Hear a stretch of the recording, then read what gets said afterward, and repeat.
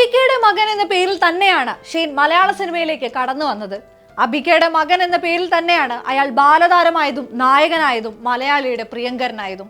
പക്ഷേ ഈ ഇൻഡസ്ട്രിയിൽ അയാൾ തുടരുന്നത് അത്തരം യാതൊരു തലക്കെട്ടുകളുടെയും പിൻബലത്തിലല്ല. കിസ്മത്ത് മുതൽ ഷോൾഡർ ചെയ്ത കഥാപാത്രങ്ങളിലേക്ക് പകർന്നു നൽകിയ പുതു തേജസ് കൊണ്ടാണ്. വിവാദങ്ങൾ കൊണ്ട് സമ്പന്നമാണ് ഷെയ്നിന്റെ കരിയർ. തിരശ്ശീലയ്ക്ക് പുറത്ത് പല പുകിലുകളാണ്. അവിടെയും മനുഷ്യത്വമാണെന്ന് രാഷ്ട്രീയമെന്ന ഉറച്ച നിലപാടുകൂടെ ഷെയ്ൻ ഉയർത്തിപ്പിടിക്കുന്നുണ്ട്. ഫലസ്തീനിൽ തുടരുന്ന വംശഹത്യയിൽ അനുഭവിക്കുന്ന വേദന അയാൾ തുറന്നു പറയുന്നുണ്ട്. അവിടെ മരിച്ചു വീഴുന്ന കുഞ്ഞുങ്ങളെ, അമ്മമാരെ സ്വന്തം കുടുംബവുമായി ചേർത്ത് വെച്ച് സംസാരിക്കുന്നുണ്ട്.